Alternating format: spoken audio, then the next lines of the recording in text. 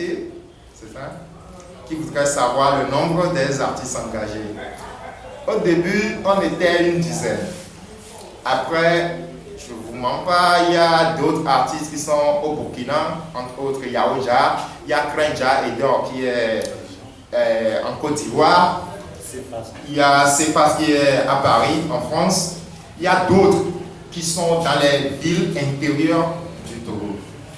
Ce qui fait qu'on n'a pas un nombre bien défini. Ce qui est sûr, ceux qui sont vraiment actifs, les membres actifs du MAED, c'est ceux qui ont participé à la compilation Togo Debout.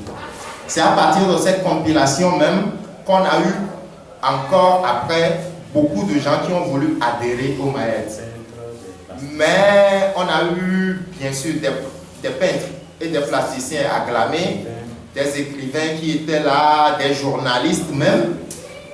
Mais à un moment donné, je pense que tout s'est effrité parce que la base n'était pas solide. Parce que je conçois mal que des artistes engagés qui sortaient déjà eux-mêmes parce qu'ils avaient une vision par rapport à leur message, par rapport à leur texte. C'est pour ça qu'ils sortaient eux-mêmes et qu'en fin de compte, ils essaient de se mettre ensemble et qu'ils réclament des cachets parce qu'ils sont allés prester sur une manifestation. C'est impensable. C'est des choses qui font honte, qu'on ne devrait pas dire officiellement, mais c'est la réalité. Les artistes, ça a été toujours le problème entre le MAED et le Front citoyen Togo Debout.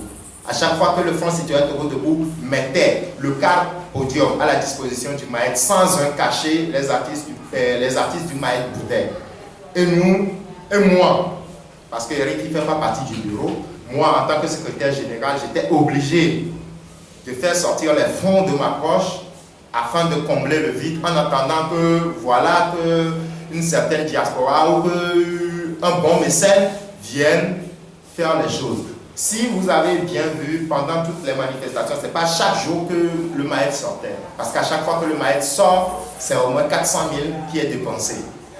Et il faut savoir la condition de vie des artistes engagés déjà. Et ce n'est pas facile pour ces artistes-là de faire sortir 400 000 à un moment où on faisait 5 marches par semaine. C'était vraiment difficile. Il nous fallait des aides extérieures. Sincèrement, les artistes aussi n'ont pas compris parce que oui, la diaspora appelle certains artistes parce que ils ont des affinités avec eux pour leur dire que voilà, oui, nous avons envoyé de l'argent au professeur David Dossé, allez le voir. Et le professeur David Dossé, il nous dit non, lui, il n'a pas reçu d'argent, que c'est le Front citoyen Togo Debout qui se cotise pour pouvoir financer le MAED. Et ça a été le premier problème. C'est la base de tout ce qui s'est suivi comme mal dans ce MAED-là.